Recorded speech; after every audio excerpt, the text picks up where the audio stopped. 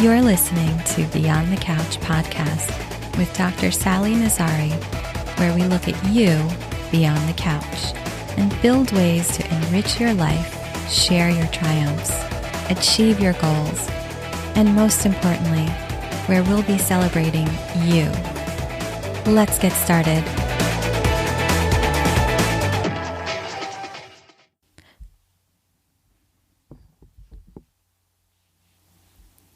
Welcome to Beyond the Couch, everyone. I'm your host, licensed psychologist and Reiki master teacher, Sally Nazari, and I'm very excited today to talk about what happens for us when we're met with overwhelming, disruptive events.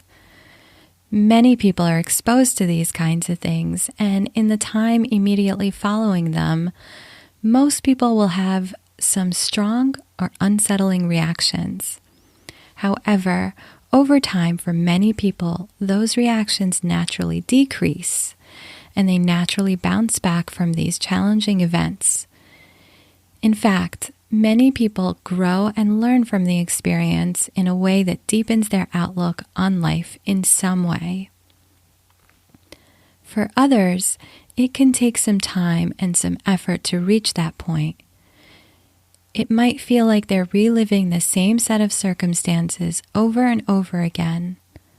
Something got in the way of them having that natural process of getting back on track, and the work becomes figuring out what got in the way and how to change it so that we can get unstuck from what happened and move forward with a greater sense of resilience and direction. There are some different reasons why we might be having trouble finding our footing again. Most of these are related to just a natural process we're wired for after a really tough, scary, or threatening situation. First, there is an automatic component during the event that we should consider. When people face serious, possibly life-threatening events, they're likely to experience a very strong physical reaction called the fight-or-flight reaction. Most of us have heard of this and have a little bit of an understanding of it. More recently, we've learned that there's a third possibility, the freeze response. In the fight or flight reaction, our body is trying to get us ready to fight or flee danger. The goal here is to get all the blood and oxygen out to our hands, feet, and big muscle groups like our thighs and forearms so that we can run or fight. In order to do that quickly, the blood leaves our stomach and our head. We might feel like we've been kicked in the gut or like we're going to faint. Our body stops fighting off diseases and digesting food. We're not really thinking about our philosophy on life.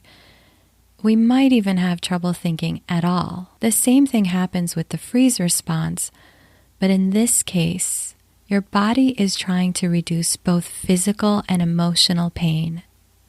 You may have stopped feeling pain or have the sense that the event is happening to someone else, as if it were a movie.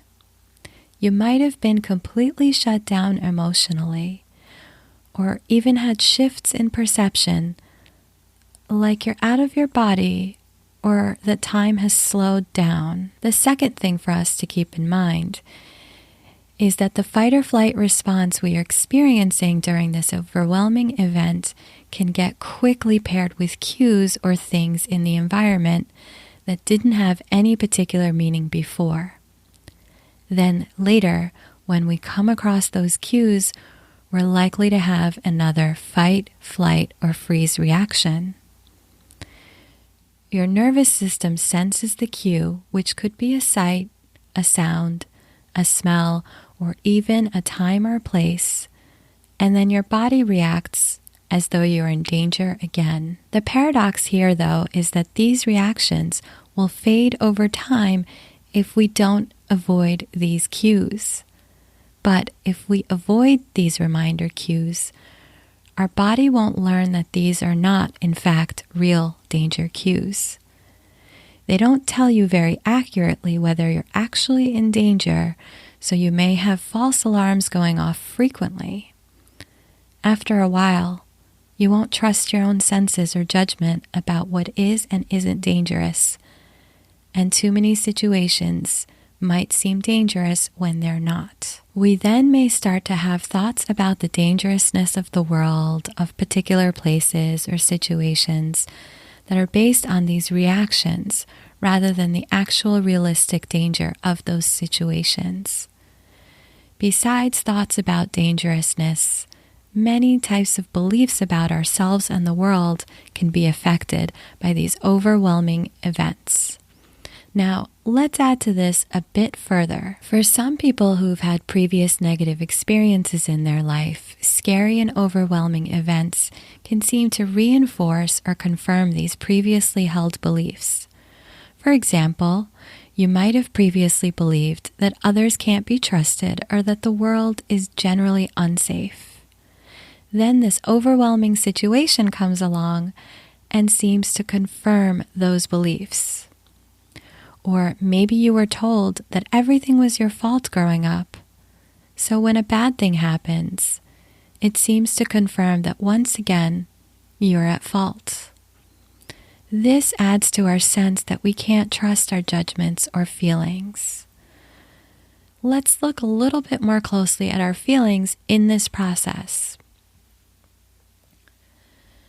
There are two kinds of emotions that follow overwhelming and stressful events. The first type follow naturally from the event and would be universal. For example, fear when in real physical danger, anger when being intentionally harmed, joy or happiness with accomplishments, or sadness with losses. These natural emotions have a natural course. They will not continue forever unless there is something we do that feeds them.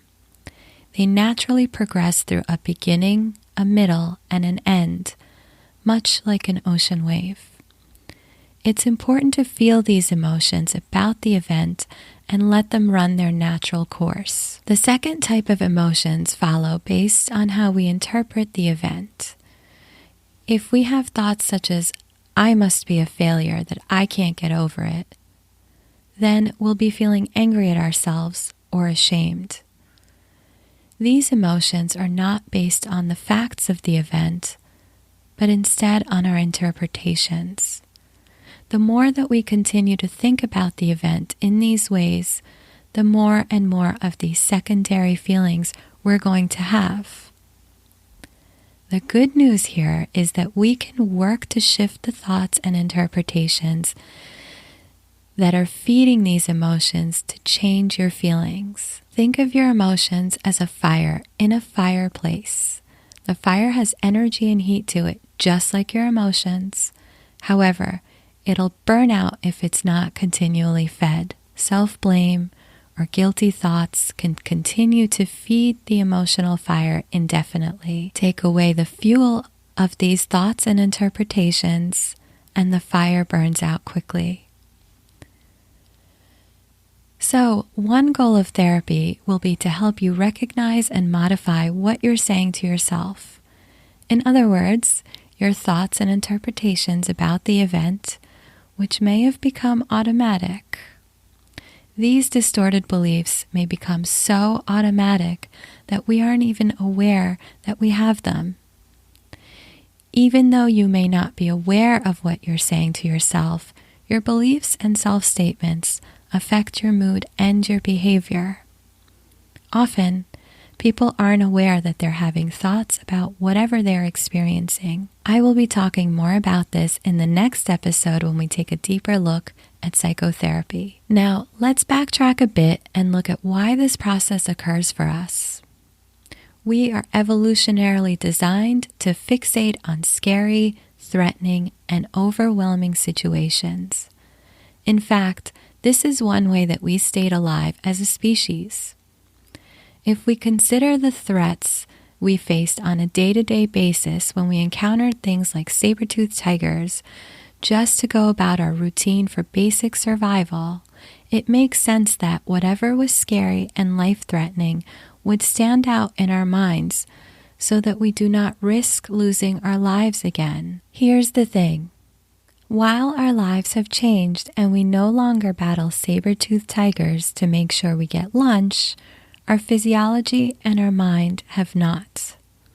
Today, the same stress response, that fight, flight, freeze response, still kicks in when we're faced with stressors.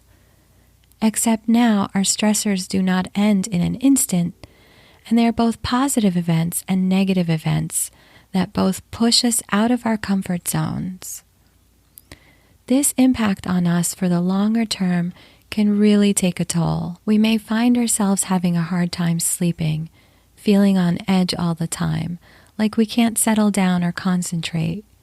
We may even stop doing things that once brought joy and meaning into our lives because things just feel so exhausting or draining. This cycle further amplifies the impact on our body and mind, and we have a hard time breaking out of it. While we're stuck spinning the wheels here, it's hard to create the things that will restore our sense of ourselves and balance in our lives. In coming episodes, I'll be sharing some ways of getting out of this cycle and, more importantly, how to make sure we can do this in a way that positions us to get the most out of whatever it is we want to create in our lives instead. You will see in the show notes that we begin with an overview of what psychotherapy is and how it can help with this process. I'll look forward to talking with you further about that then. Thanks for listening to Beyond the Couch podcast, a space for celebrating you. The contents of this episode are for informational and supplemental purposes only, and not a substitute for professional services. For more access to you beyond the couch, check out www.drsallynazari.com.